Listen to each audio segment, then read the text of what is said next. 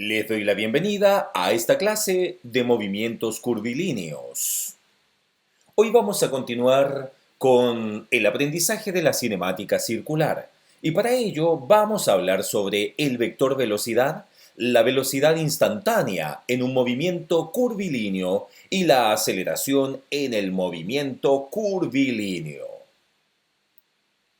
Movimientos curvilíneos. Tal como vemos en la imagen, podemos observar la representación gráfica de lo que es un movimiento curvilíneo. En el movimiento curvilíneo, las trayectorias son líneas curvas. En el estudio de un movimiento circunferencial aparecen los conceptos de aceleración centrípeta, aceleración tangencial, velocidad angular y velocidad tangencial. Entonces, aquí podemos observar que respecto al vector velocidad, la velocidad media es un vector. Se calcula como el cociente entre el desplazamiento delta x y el tiempo empleado delta t en dicho desplazamiento. Por lo tanto, aquí observamos la velocidad media, calculada de esa manera, como desplazamiento dividido por el tiempo empleado.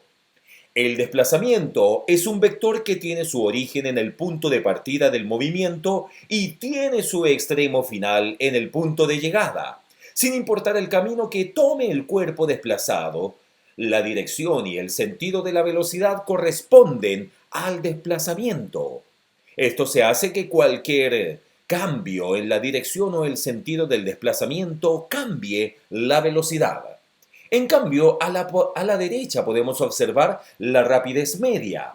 La rapidez media es una magnitud escalar. Se calcula como el cociente entre la distancia recorrida d y el tiempo empleado t.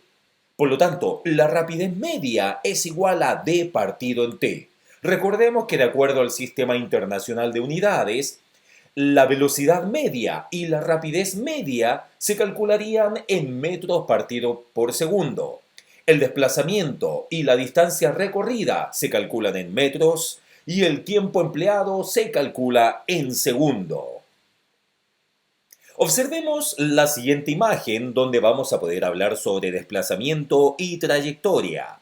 Tenemos dos personas que se desplazan desde el punto A hasta el punto B. Para ello escogen una bicicleta, por lo que se debe elegir su camino respetando el sentido del tránsito. El módulo del vector desplazamiento, o sea el delta x, corresponde a los 223,6 metros que hay en línea recta entre el punto de partida y el punto de llegada, que se puede observar en esta línea, en este vector de color negro. La trayectoria corresponde al camino que hace la persona para ir desde A hasta B y que puede ser muy variable. Por ejemplo, aquí observemos que la persona número 1 siguió esta trayectoria indicada en color rojo para llegar al punto B, mientras que la persona número 2 siguió la trayectoria de color azul para llegar a ese mismo punto. La persona 1 debe pasar por el punto C, tal como podemos observar acá, pasa por el punto C, por lo que su distancia recorrida es de 700 metros. La persona 2, en cambio, recorre una distancia solamente de 300 metros. La persona 2 se demora 3 minutos en recorrer la distancia, en cambio la persona 1 lo hace en 1 minuto y medio. La velocidad media se calcula como el cociente entre el desplazamiento y el tiempo empleado. Para ambos, el desplazamiento es el mismo, un vector que va desde A hasta B. De módulo 223,6 metros. La velocidad media para la persona número 2 es de 74,5 metros partido por minuto y para la persona 1 es de 149,1 metros partido por minuto. La rapidez media es el cociente entre la distancia recorrida y el tiempo empleado. Para la persona 2, en este caso, será 100 metros partido por minutos. Y para la persona 1, que sigue una trayectoria más larga, será de 466,6 metros partido por minuto. ¿Cuál de las dos crees que da una información más útil en este caso? ¿La velocidad media o la rapidez media? En un movimiento uniforme rectilíneo, MUR, la trayectoria y el desplazamiento coinciden y es posible determinar aproximadamente la velocidad instantánea, que es la velocidad en cada instante de tiempo, dividiendo el desplazamiento por un tiempo muy pequeño. La velocidad instantánea en un movimiento curvilíneo. Si te desplazas en un vehículo por una curva pronunciada, sentirás una fuerza que te empuja hacia afuera. Este hecho sugiere que el vector velocidad en ese instante tenía precisamente esa dirección. Algo muy similar a lo anterior ocurre si atas un objeto pequeño a una cuerda, lo haces girar y luego lo sueltas repentinamente. Verás que en vez de salir en dirección del radio de la circunferencia, lo hace siguiendo la tangente. Aquí podemos ver en esta imagen lo siguiente, que los vectores de esta fotografía representan la velocidad instantánea en diferentes puntos de la rueda, o sea, en el punto número 1 y en el punto número 2. Fíjate que los vectores tienen mayor módulo si estás más alejado del eje de giro. Por lo tanto, vamos a representar la velocidad instantánea como un vector tangente a la trayectoria y cuyo módulo será la rapidez instantánea, llamada también rapidez lineal. Para que se entienda de mejor manera, veamos la siguiente actividad. En la imagen aparece un molino de viento usado en agricultura. Las aspas se mueven describiendo una circunferencia. Organice un grupo de trabajo y previa discusión realicen dibujos esquemáticos de los siguientes conceptos. 1. La distancia recorrida por un punto de las aspas después de media vuelta.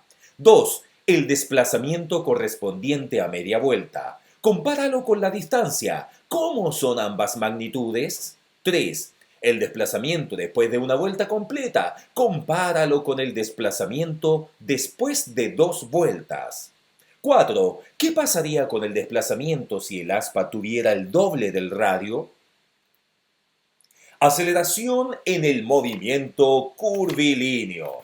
Entonces, cuando hablamos de aceleración en el movimiento curvilíneo, podemos indicar que la aceleración es un vector que expresa el cambio de velocidad en el tiempo.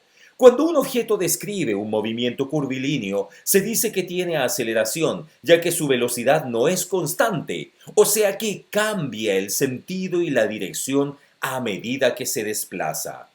Esto ocurre aun cuando la rapidez se mantenga constante.